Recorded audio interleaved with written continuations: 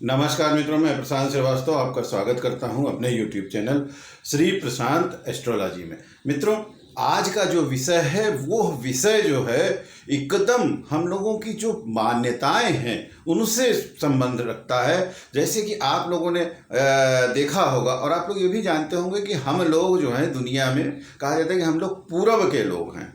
तो पूरब के लोग तो हैं दुनिया में भी, और वैसे भी हम लोग जो हैं, जहाँ तक मेरा व्यक्तिगत मामला है, हम लोग भारत में भी पूरब के हैं। तो पूरब वाले जो लोग होते हैं उनमें थोड़ा सा भावुक ज़्यादा होते हैं, इमोशनल ज़्यादा होते हैं, भावुक ज़्यादा होते हैं और अपनी जड़ों से जो है बहुत ज़्यादा जुड़े होते हैं। इसीलिए हम भारतीय लोग जो होते हैं बड़े भावुक लोग होते हैं, बहुत अपनी जड़ों से बहुत ज़्यादा जुड़े हुए होते हैं। अब यहाँ ये सब बताने का मतलब ये है आपको कि हम लोगों के यहाँ गाँव में एक कहावत होती है कि भैया आपके देवता नाराज हो गए। अब देवता नाराज हो गए तो फिर आपका कुछ नहीं हो सकता है, मतलब आपको फिर दिक्कत ही होनी है, कुछ समस्या ही बनी रहनी है, झंझटबाजी ही चलनी है।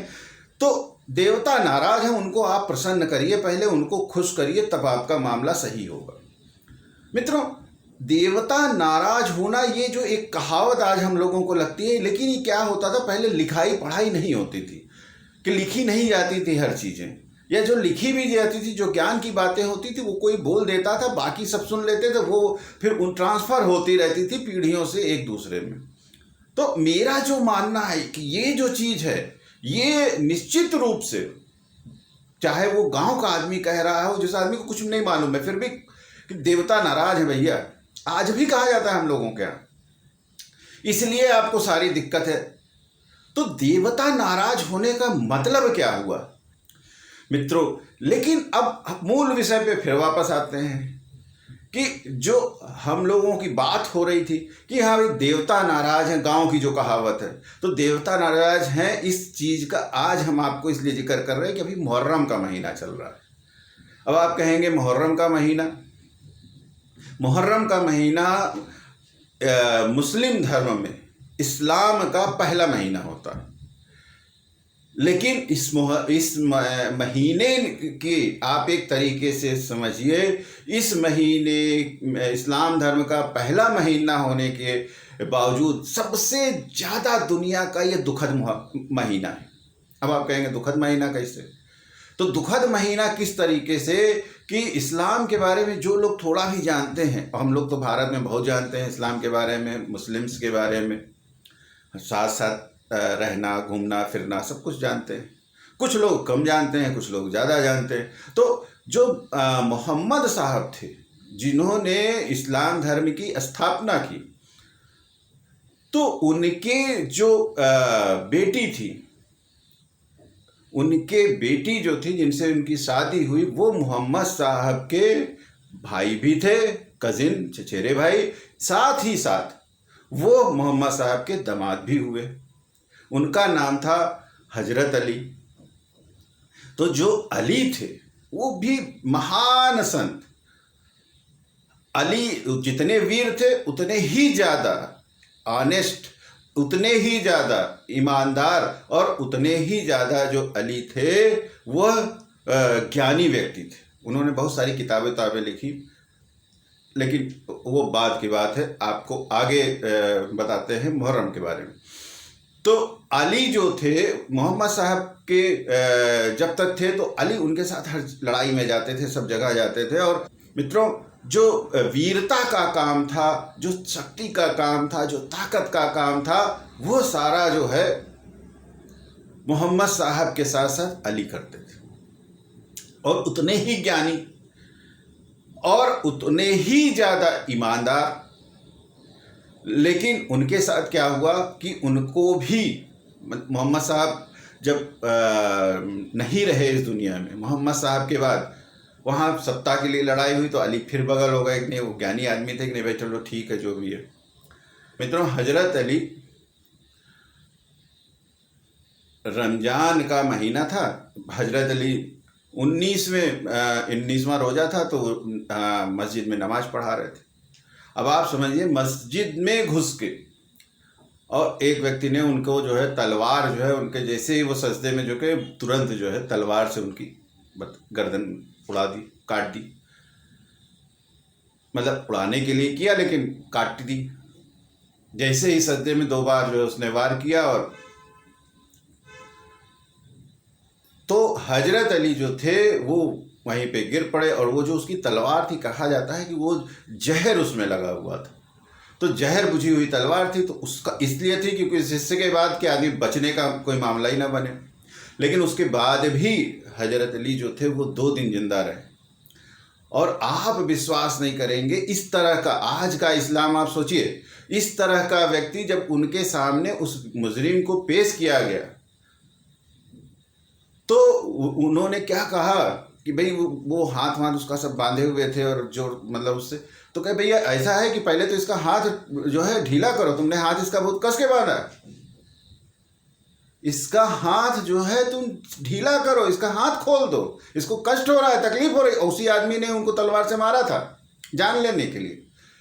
फिर उन्होंने जो अपना निर्णय सुनाया, वो तो आप समझ लीजिए कि ये इंगित करता है, वही बताता है कि वो आदमी क्या था, संत था। उन्होंने कहा कि इसने मेरे ऊपर 2 बार वार किया है, तो इसके ऊपर तुम लोग भी 2 बार वार करोगे। अगर 2 बार में बच जाता है तो तीसरा बार तुम करने के अधिकारी नहीं हो। ऐसा व्यक्ति। तो ये जो थे, ये मोहम्मद साहब थे, के दामाद और उनके चचेरे भाई भी। अब उनके जो लड़के हुए हसन और हुसैन, तो जो हसन थे उनको हजरत अली जी के जब मर गए 2 दिन बाद, जब उनके ऊपर अटैक किया गया, उसके 2 दिन बाद उनकी डेथ हो गई। इलाज वगैरह हुआ, लेकिन बताया आपको तलवार जो थी वो जहर वाली थी, जहर से लगाई हुई। उसके बाद जो हसन थे उनको भी इसी तरीके से जहर दे के मार डाला गया। मित्रों, उसके बाद ये पूरा मोहम्मद साहब का परिवार है, जिनके नाम पर जिन्होंने इस्लाम की स्थापना की, जिसने दुनिया को अल्लाह से परिचित कराया, जिसने दुनिया को इस्लाम धर्म दिया, उसी के परिवार का मामला चल रहा है। अब आप समझिए आगे। उसके बाद जब इनका हो गया, हसन को भी उन लोगों ने मार दिया जहर देके। अब उनका इरादा ये हो गया कि किसी तरह हुसैन को ख़त्म कर दो तो ये मामला इन लोगों का ख़त्म हो जाए। नहीं, जब तक हुसैन रहेगा या मोहम्मद साहब की जो नस्लें हैं वो बची रहेंगी, तो लोग, सत्ता, ताकत, पावर जो है वो उन्हीं के पास रहेगा, लोग उन्हीं से ज़्यादा अटैच्ड रहेंगे। सीधी बात। तो ताकत और सत्ता और पावर चाहिए। और आप विश्वास नहीं करेंगे कि ये चीज़ें, वहाँ का जो शासक था उस समय, वहाँ पे जो आदमी राज्य करता था वो कौन था? यजीद। तो यजीद ने क्या किया? उसने हुसैन, जो हुसैन थे, इमाम हुसैन, उनके पास भेजा संदेशा कि भाई ठीक है, तुम एक काम करो कि हमारे नाम के लिए तुम मेरे नाम को सपोर्ट कर दो। ठीक, अरबी में उसको कहते हैं कि बैयत कर दो मेरे नाम, क्या मेरे नाम का समर्थन कर दो। जैसे आजकल अपने यहाँ होता है भाई हमने इस पार्टी का समर्थन कर दिया, ये चलो ठीक है, सरकार बनी। तो उसने कहा भाई आप समर्थन कर दो, तुम जो चाहोगे सब तुमको दे देंगे, टेंशन लेने की ज़रूरत नहीं है, आपको परेशान होने की ज़रूरत नहीं है, आपको सब दूंगा, बस आप मेरे नाम पे जो है बैयत कर दो। लेकिन हुसैन जो थे वो मोहम्मद साहब के नवासे थे। सोचिए आप, मोहम्मद साहब को इस्लाम के हिसाब से पैगंबर माना जाता है, और सनातन धर्म के हिसाब से हम लोग, जैसे कि आपको बताया, हम लोग हर व्यक्ति को, अब वो पैगंबर थे तो बिल्कुल पैगंबर थे, हम लोग भी उनको फिर पैगंबर ही मानेंगे। सनातन धर्मी मुसलमान आदमी जो है वो पैगंबर की पूजा नहीं कर सकता है, गुरु की पूजा नहीं कर सकता है। लेकिन हिंदू होने में या सनातन धर्मी होने में आपको एक ये फायदा है कि आप सनातन धर्मी होने के बाद आप अपने गुरु की पूजा कर सकते हैं, आप पैगंबर की पूजा कर सकते हैं। हम लोगों के यहाँ है आप अपनी श्रद्धा प्रकट करिए। मोहम्मद साहब के नवासे जो हुसैन थे बचे, तो अब उनको उसने तंग करना शुरू कर दिया कि भाई अब आप हमको समर्थन या तो दे दो, नहीं तो फिर ठीक नहीं होगा।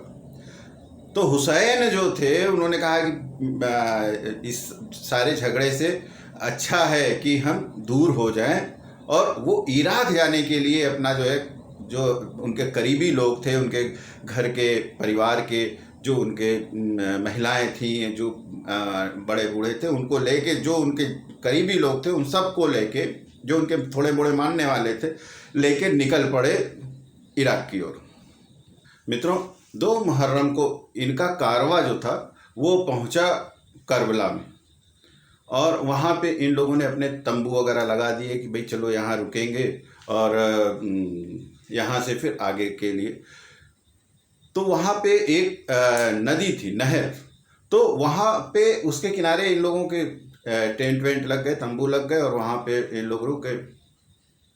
लेकिन यजीद जो था, यजीद की जो सेना थी वो वहाँ पर भी पहुँच गई, और वहाँ पे यजीद की सेना ने इन लोगों को घेर लिया। घेरने के बाद इनके 3 महीने के छोटे से बच्चे को जब 7 तारीख का आई, मुहर्रम की 7 तारीख आई, तो उसने कहा कि नहीं अब तो पानी भी बंद, और तब तक इन लोगों का राशन पानी जो था सब धीरे धीरे ख़त्म हो रहा था, ख़त्म हो गया था। लेकिन 7 तारीख से उनकी सेनाओं ने यजीद के पानी भी बंद कर दिया, और इनके पूरे परिवार में जो बच्चे छोटे, इनके महिलाएं, सब पानी पानी के लिए जो है तड़पने लगे, प्यास के लिए, पानी के लिए। आप सोचिए, उस व्यक्ति का परिवार, उस व्यक्ति का खानदान जो इस्लाम की जिसने स्थापना की थी, उसका परिवार पानी के लिए तड़प रहा है।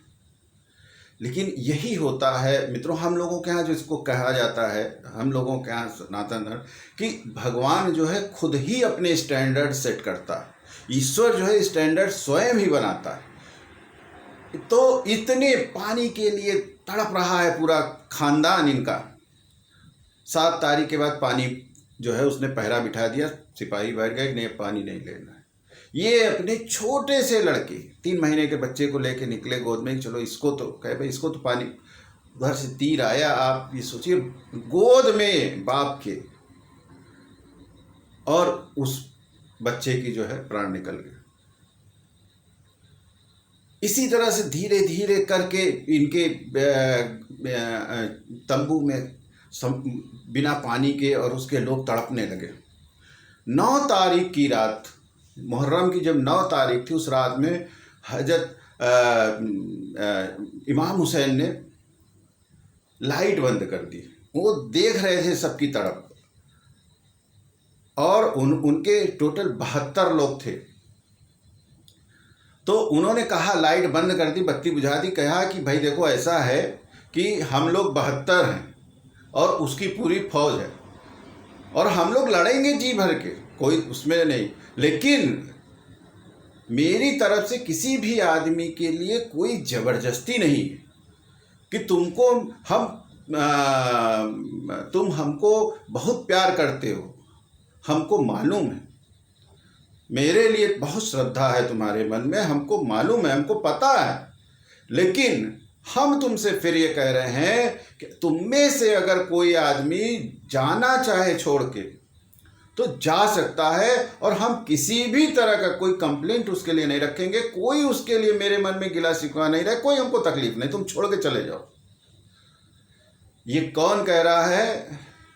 उस व्यक्ति का नाती कह रहा है, उस व्यक्ति का नवासा कह रहा है, जिस व्यक्ति ने इस्लाम की स्थापना की थी। और कहा कि, और थोड़ी देर के लिए उन्होंने लाइट बंद कर दी कि भाई चलो जिसको भी जाना है तुम लोग जाओ, now you all are free. मतलब ये मत समझना कि मेरे मन में कोई मैल आएगा, कोई दिक्कत, तुमने यहाँ तक साथ दिया यही बहुत है मेरे लिए, तुम्हारा प्रेम जो है, तुम्हारी जितनी श्रद्धा है वही बहुत है, बस अब यहाँ से बस। लेकिन जब अगला दिन हुआ सुबह, तो सारे के सारे लोग मौजूद थे, कोई नहीं गया उनको छोड़कर कि भाई जिएंगे तो आपके साथ, तो मरेंगे भी आप ही के साथ, कोई दिक्कत नहीं। फिर उसके बाद उन्होंने सुबह की अपनी नमाज वगैरह पढ़वाई, सब लोग गए। धीरे धीरे एक एक करके लोग शहीद होते गए। और उसके बाद अंत में वो उनके बेटे थे, एक बीमार थे, तो आए उनके पास जब आखिरी में बचे, भाई देखो अब सब तुम्हारे जितने थे सब लोग शहीद हो चुके हैं परिवार के, अब हम जा रहे हैं, तुम चूंकि बीमार हो, उस समय नियम था कि बीमार आदमी लड़ाई पर नहीं जाता था, तो तुम बीमार हो, इसलिए आने वाले जो कुनबा हमारा है, आने वाला जो समय होगा उस पर तुम अच्छे से ध्यान रखना, हमारा और तुम्हारे नाना का सबका आशीर्वाद जो है तुम्हारे साथ है, कह के उसको वहाँ से निकल गए। मित्रों, वहाँ से जाने के बाद वो गए तो वहाँ पे सेना तो उसकी बहुत बड़ी थी, ये लोग 72 थे, बहुत बहादुरी से लड़ाई हुई, सब कुछ हुआ, लेकिन अंत में होना वही था जो हुआ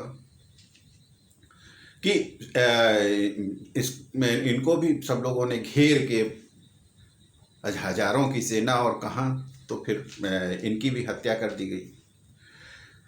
मित्रों, उनकी हत्या होने के बाद उस समय का जो वो था, अपने यहाँ भारत से एक राजा थे, तो उन्होंने उनके परिवार वालों ने उन्होंने संदेशा भेजा था यहाँ पे, तो उनकी सेनाएं गई, हिंदू लोग गए मदद करने के लिए वहाँ पे, सनातन धर्मी गए वहाँ पे उनकी रक्षा के लिए, जिसको बाद में कहा गया हुसैनी ब्राह्मण, और वो लोग वहीं रुक भी गए, काफ़ी उनकी पीढ़ियाँ, आज भी उनका गांव है पूरा वहाँ। जो लोग यहाँ से हिंदुस्तान से गए थे वहाँ मदद करने के लिए इमाम हुसैन की। मित्रों, मदद करने कौन गया था? यहाँ से सनातनी। और मार कौन रहा था वहाँ पे? किसने हत्या की उनकी? हत्या किसने की? उसी मोहम्मद साहब का नाम लेकर, जिसके वो नाती थे, जिसके वो नवासे थे। तो मित्रों, क्या है ना कि जो आपको बताने का मेरा उद्देश्य था कि जो कर्मा है, कर्म जो आपके होते हैं वह पलट पलट के आते हैं मित्रों। लेकिन यहाँ एक चीज आपको विशेष रूप से देखनी चाहिए कि हम लोगों के यहाँ जो गांव की आज की भी कहावत कि देवता नाराज, अब इतने सबके बावजूद भी अगर आपको देवता नहीं नाराज होंगे तो क्या होगा? मेरा जो भी हमारे मुस्लिम मित्र मिलते हैं या जो हम देखते हैं, जो जानते हैं, जो बर्बरता, जो हिंसा हजरत अली के साथ हुई, जो हिंसा, जो बर्बरता इमाम हुसैन के साथ हुई, उनके पूरे खानदान के साथ हुई, वह अत्यंत, आप ये समझ लीजिए, अत्यंत निंदनीय है। आपने कह दिया, हमने भी कह दिया, लेकिन आप ये सोचिए कि इतनी जो बर्बरताएं की गई उनके साथ, उनके बच्चों का कष्ट, बिना पानी के प्यासे रहना, 2-2 दिन 3 दिन प्यासे बच्चे का तीर लग के मर जाना, ये सारा जो कष्ट था, आज भी अगर आप देखिए तो यही सारा कुछ हो रहा है जो उस समय हुआ। मेरा एक कहना है कि सारी मुस्लिम कम्युनिटी को, हम तो कोई नहीं है ना, हमारा मेरी बात का तो दूसरी तरह से मतलब भी निकाला जाएगा, लेकिन मेरा एक सिर्फ कहना है कि जो जितना हमारा ज्ञान है, जो नॉलेज है, जिस हिसाब से हम पढ़ें, कि सारी मुस्लिम कम्युनिटी को मोहम्मद साहब से और उनके खानदान से क्षमा मांग लेनी चाहिए, और प्रतिदिन मांगनी चाहिए। जैसे दिन में हम 5 बार नमाज होती है, 5 बार क्षमा मांगनी चाहिए। और मित्रों, हम आपको बता रहे हैं, ईश्वर जो है दुनिया में इस्लाम में भी है कि अल्लाह जो है बड़ा दयावान है, ईश्वर बहुत दयाशील है। तो मित्रों, निश्चित रूप से जो ये समस्याएं चल रही हैं, सारी दुनिया एक तरफ, लेकिन आप देखिएगा तो एक समस्याएं हमेशा कहीं बनी है, कभी यहाँ कभी वहाँ, कभी इस तरह कभी उस तरह।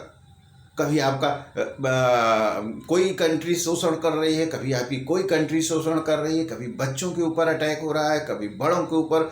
आपके बच्चे जो हैं वो आतंकवाद का कभी शिकार हो रहे हैं, कभी शिकार कर रहे हैं। ठीक है, समस्याएं हैं और हर कम्युनिटी में, ऐसा नहीं है किसी एक कम्युनिटी में। तो लेकिन हम लोग डरते बहुत हैं भगवान से, खास करके सनातन धर्म में।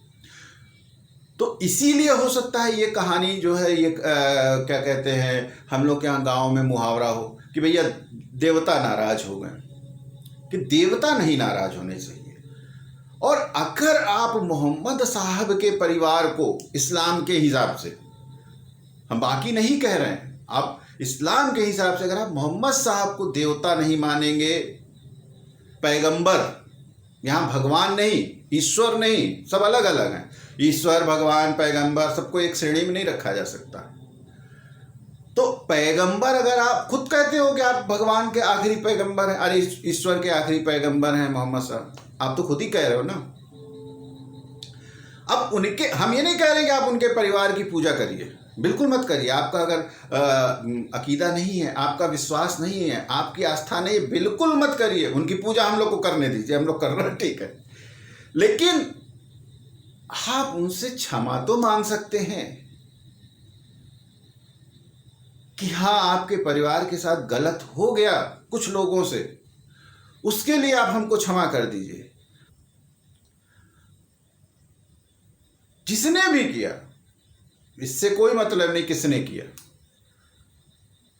कौन था, क्या था, किसने किया, क्या हुआ, उससे कोई लेना देना नहीं।